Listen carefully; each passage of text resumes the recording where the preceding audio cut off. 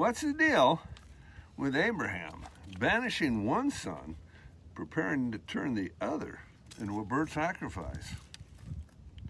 Now we're in Genesis 21:22 now, which showcases the long-awaited birth of Isaac, Abraham's only son with Sarah.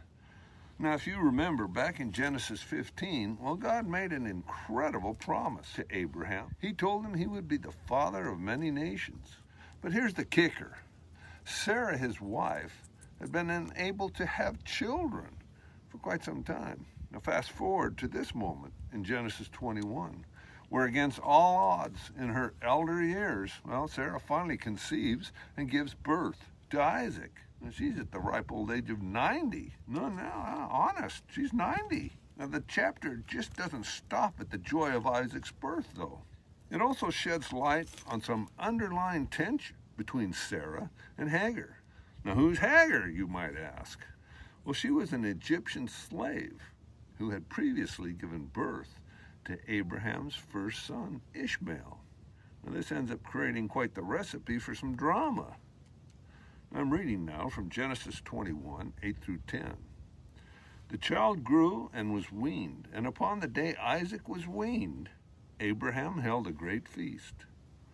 But Sarah saw that the son whom Hagar, the Egyptian, had borne to Abraham was mocking. And she said to Abraham, "Get rid of that slave woman and her son. For that woman's son, he will never share in the inheritance of my son Isaac." Now, Abraham, understandably, well, he's torn and conflicted about this. I mean, sending away your firstborn, that's got to be tough.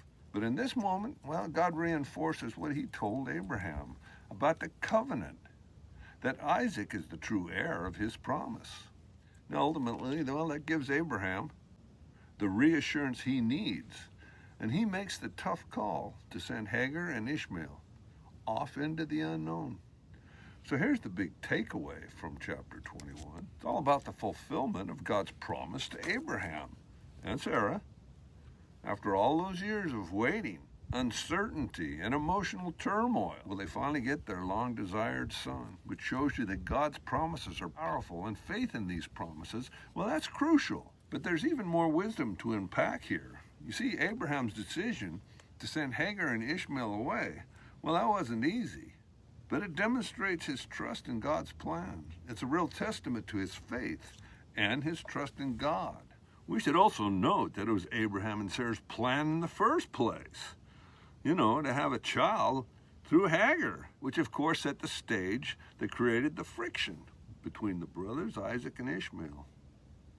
Now, this should also serve as a reminder to all of us that our choices can have significant, long-lasting consequences, so it's worth taking your time to make these wise decisions in your life. And you should definitely include God's input. Sarah and Abraham didn't do. They ignored God's plan and decided to have a child using Hagar the slave.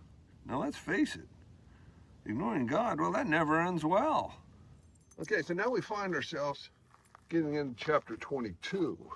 Genesis. Here, Abraham's unwavering trust are tested like never before. I'm reading now from Genesis 22:2. Then God said, "Take your only son, whom you love, Isaac, go to the region in Moriah and sacrifice him as a burnt offering on the mountain that I'll show you." Now, can you imagine the weight of such a request? Just after sending away Ishmael, Abraham's faith, an even more heart-wrenching challenge. Now just let that sink in for a moment. The same son that Abraham and Sarah waited for so many years, God now asks him to turn him into a burnt offering. Now this adds a huge layer of complexity to this journey of faith. Now, armed with that faith, which borders on the unimaginable, well, Abraham, he sets his plans into motion. So Abraham cuts wood for the fire, loads his donkey, and sets off with Isaac and 2 servants. And after 3 days' journey, they see this mountain in the distance. And Abraham takes Isaac off alone to worship. Now Isaac carries the wood for the burnt offering, and he asks, "Hey, Dad, where's the lamb for the offering? Did you forget?" Well, Abraham's response is both poignant and prophetic. He calmly tells Isaac that God will provide the lamb.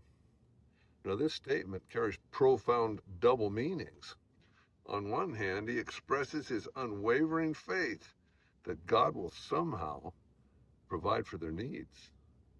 And then on the other hand, it foreshadows a much greater truth.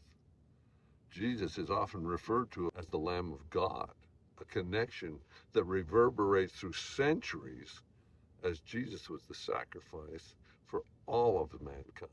Now, once they reach the mountain, the tension escalates.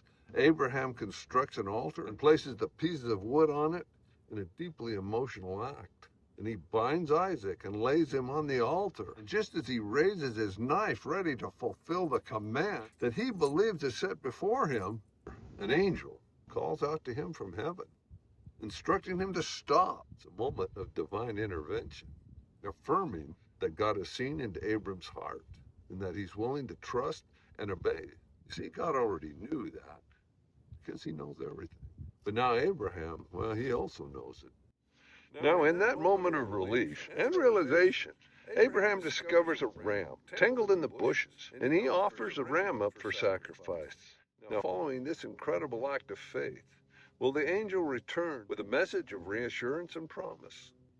And through your offspring, all nations on earth will be blessed, because you have obeyed me.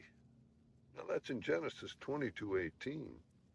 Joy doesn't stop there. Now, upon returning home, a new family development awaits. Well, he learns that his brother Nahor has become the father to 8 children. And there's even some input about Nahor's son, Bethuel, who has a daughter named Rebecca. Now, that's a general reminder of how life keeps evolving, even amidst the most intense trials. Now, next week, we'll explore what's the deal with Abraham taking another wife and keeping concubines. Trust me, you don't want to miss that.